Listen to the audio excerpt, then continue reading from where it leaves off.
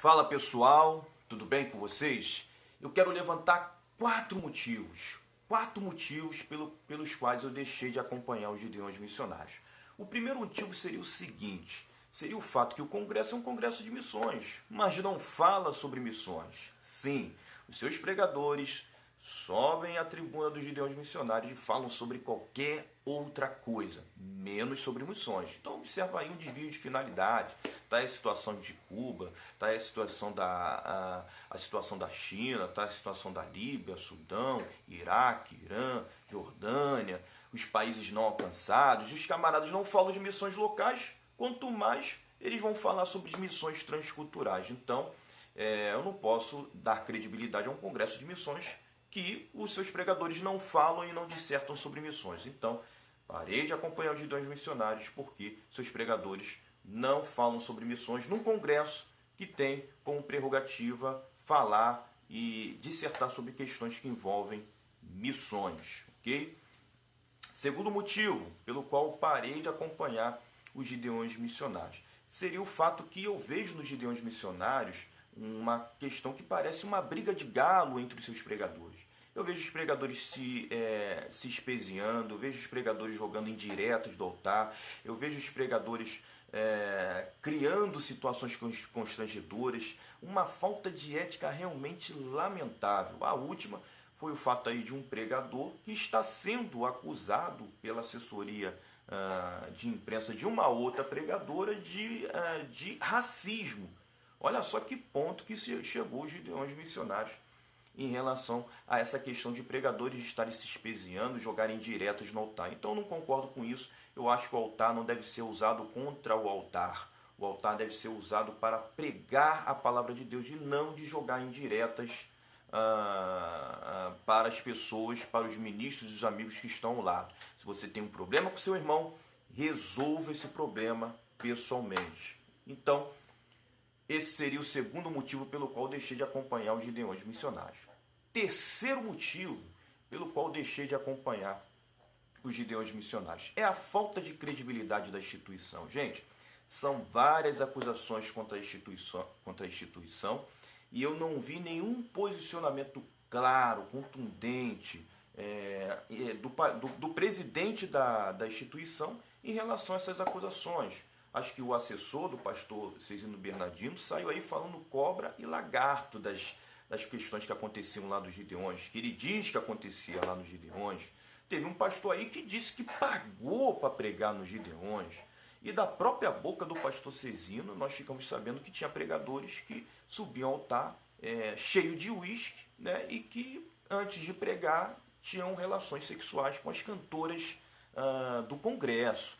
Então, desde o momento que a instituição ela está dentro dessa situação moral, é necessário que o presidente da instituição se manifeste, venha rebater as falsas acusações e estabelecer a credibilidade da mesma.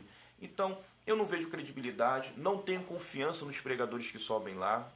Realmente, eu vejo eles pregando, mas eu não sei se realmente aquilo é verdade, é sincero, se eles estão vivendo uma vida com Deus ou não, devido a essa série de escândalos e a gente não saber quem é quem nessa história. Então, parei de acompanhar os Gideões Missionários pela questão da credibilidade da instituição.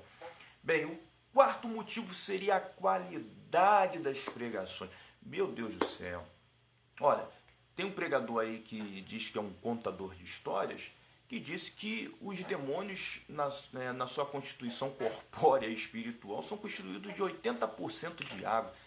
Meu Deus do céu, onde que está isso na Bíblia? São coisas... Aí teve um outro que disse que Jesus era um dos grandes empresários de carpintaria da época. Engraçado que Herodes não sabia disso na época de Jesus, hein? E teve um outro pregador aí, que se diz judeu, né? Que tem os traços meio judaicos lá, dizendo que Davi era um bastardo. Aí diz que está lá no Talmud, no Misdrash, essa informação. Enfim, mas na Bíblia a gente vai buscar, não está lá.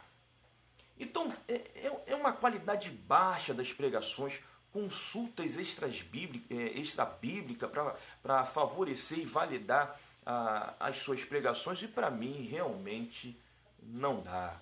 Para mim a escritura é suficiente. Teve um outro que disse que João Batista era pastor e que o ministério de Jesus só poderia ser validado, só poderia ser liberado depois que João Batista chegasse lá e batizasse Jesus e liberasse o ministério de Jesus. Olha só, o Filho de Deus, o próprio Deus encarnado, né? Tendo que ter seu ministério validado por João Batista, esse que era pastor, quando antes não existia esse termo pastor. Esse termo pastor começou a surgir bem depois do tempo de João. E João, a Bíblia diz claramente que era profeta, o camarada diz que João era pastor, que João que validou o ministério de Jesus, que João que liberou o ministério de Jesus. Ele fez até uma analogia dizendo como Jesus estivesse implorando: João, me batiza logo, João, me batiza logo, porque eu preciso que o meu ministério seja liberado, eu preciso curar os enfermos, expulsar os demônios, eu preciso te esmagar a cabeça de Satanás, aquela coisa toda, aquela lorota toda. Então como é que eu vou acompanhar um congresso desse, onde tem uma série de incoerências, uma série de coisas que não bate com a Escritura? E aí você vai observar outros pregadores que realmente, você fala assim, realmente o nível desses pregadores dos Gideões nem se compara ao nível de pregadores como Augusto Nicodemos e o pastor Paulo Júnior. Só para introduzir, para vocês sentirem a diferença. Então, esses são os 4 motivos pelos quais eu parei de acompanhar os Gideões missionários. Veja, são os meus motivos, ok? Se você tem um estômago espiritual para fazer uma digestão dessas substâncias e tirar o que é melhor para o seu corpo espiritual e pegar o que é ruim e jogar isso em lugar escuso, ó, parabéns, vai em frente. Eu realmente, para mim não dá, ok? Então, esse seria o vídeo do porquê que eu parei de acompanhar os Gideões. Estamos aí com o grupo Evangelho Calvariano. Se você quiser aí entrar no grupo, discutir, conversar algumas coisas em relação ao Evangelho, está aí o grupo. Temos a página no Facebook. E fiquem todos com Deus. Deus abençoe vocês.